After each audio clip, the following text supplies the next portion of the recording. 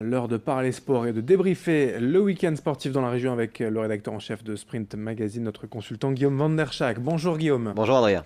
Un nouveau week-end sport dans la région, une nouvelle défaite malheureusement pour le LOSC, on va y venir dans un instant. C'est le programme d'abord un peu de Ligue 1, il y aura aussi du football avec la Ligue 2, le national, du basket aussi comme souvent, du volleyball. Un événement trail, c'était ce week-end le trail des 2B, puis quelques infos en bref pour terminer. D'abord, je le disais, malheureusement, nouvelle défaite du LOSC ce week-end à 3. Et oui, c'était la 22e journée de Ligue 1 et le déplacement à 3 s'est soldé par une nouvelle défaite des Lillois. Et du coup, à la clé, une place de barragiste et puis des doutes en veux-tu, en voilà. L'électrochoc espéré avec l'arrivée de Christophe Galtier, on peut le dire maintenant, n'a pas eu lieu. Il y avait eu une petite embellie avec une victoire en Coupe de France face à une petite équipe d'amateurs et puis cette victoire en Normandie face à Caen. On s'est mis à rêver d'un LOSC plus beau, d'une véritable embellie. En fait, le LOSC a chuté face à Rennes, a rechuté ce week-end à 3. Une stat d'ailleurs sur ce match de samedi soir, il y a eu un tir cadré sur 9 tentatives, donc c'est vraiment très, très peu. Et puis beaucoup d'approximations, notamment en première période. Il y a eu des pertes de ballon, des passes qui n'arrivent pas à bon port. Il y a eu des corners qui ne donnent rien. Bref, un festival de la frustration. Alors que dans le même temps, eh bien, les Troyens ont fait plutôt preuve de réalisme avec ce centre de Deplane qui a permis à Adam Niane de se mettre en évidence. Et puis sa reprise acrobatique, a trompé Maignan 1-0 à la 43e au plus mauvais moment avant de rejoindre les vestiaires. Ça a été très dur. Il y a eu quelques intentions en seconde période d'essayer de revenir un petit peu dans la partie, mais le LOSC pour autant ne s'est pas montré plus efficace. Il a fallu attendre donc la 88e minute pour voir cette première frappe cadrée des Dogs avec Balouli. Ça a été repoussé en corner, le corner n'a rien donné et voilà le LOSC en situation bien délicate. Et alors que ce soit dans le vestiaire ou même devant la presse après le match, l'entraîneur Christophe Galtier s'est fâché. Oui, c'est la première fois vraiment qu'il a montré les dents. Galtier, il a estimé que certains joueurs manquaient clairement d'envie et qu'ils pourraient bien assister au prochain match depuis les tribunes, voire depuis chez eux.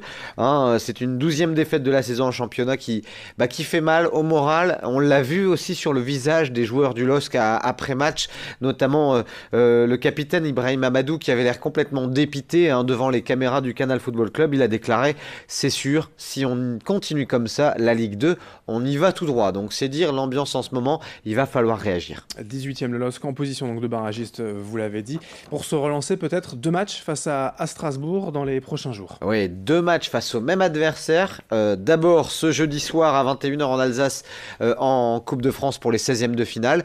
Et puis dans la foulée, eh bien, le LOSC recevra les joueurs alsaciens. Ce sera dimanche à 15h au stade Pierre-Mauroy.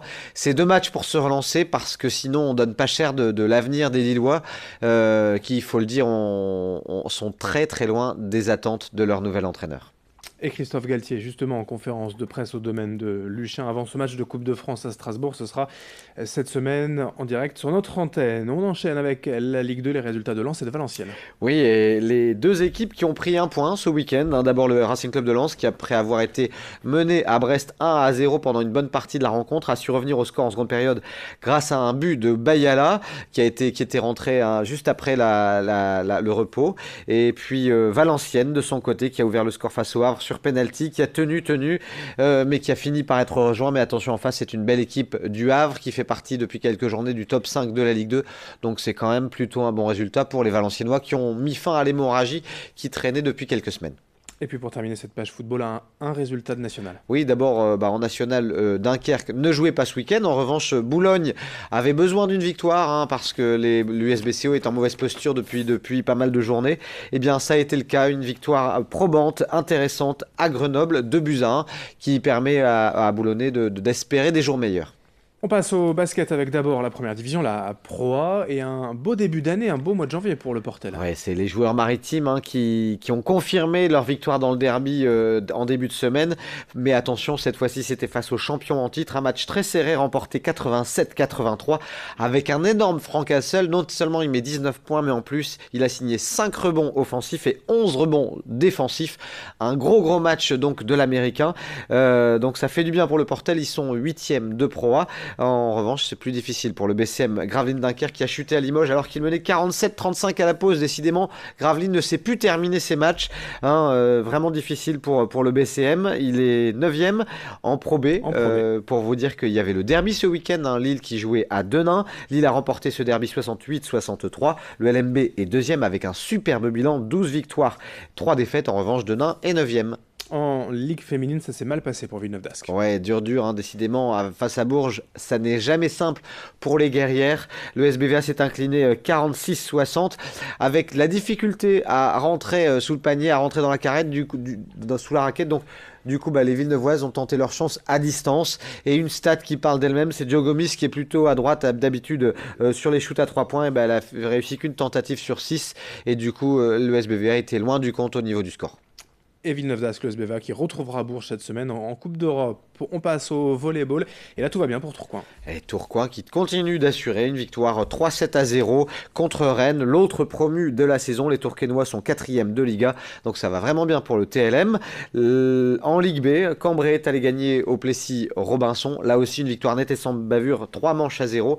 Les Cambraisiens sont deuxième derrière l'intouchable équipe de Cannes. En course hors stade, l'un des événements du début d'année, c'est le Trail des 2B. Et un très très beau succès pour cette 11e édition du Trail des 2B entre Berck et le Touquet, en passant par Merlimont.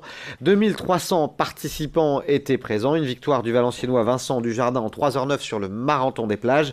Et puis sur le trail court, victoire de Michel Lelièvre qu'on connaît bien sur le vélo, mais il est aussi très très bon sur les trails. La preuve avec cette victoire sur le 11 km. Allez, quelques infos en bref, d'abord du rugby féminin. Le LMRCV qui a remis les pendules à l'heure après sa défaite face à Bobigny, une victoire 21-13 face à Rennes. Elles ont repris du coup le leadership de top 8. Du waterpolo ? Oui, avec Tourcoing qui a battu Douai 9-8 et du coup, suite à cette défaite dans le derby, toujours aucune victoire pour les francs nageurs de Douai qui sont derniers. On se demande franchement s'ils vont réussir à se maintenir au plus haut niveau du waterpolo français. Et puis le Dakar, c'est terminé, un résultat ? Oui, c'est terminé, mais bon, c'est un peu le rescapé des régionaux. Alex Dutry qui a terminé 9e du Dakar, là où Simon Witz a été évacué en hélicoptère, là où Adrien Van Beveren s'est blessé alors qu'il était en tête au général au classement moto. Et bien c'est un petit peu la bonne satisfaction. 9e du Dakar alors qu'il était 4e, c'est presque dommage. Voilà pour toutes ces infos. Merci Guillaume et bonne semaine. On se retrouve vendredi pour un nouveau Week-end Sport. Bonne semaine à tous. Merci de nous avoir suivis. Dans un instant, l'information continue sur votre chaîne d'information régionale.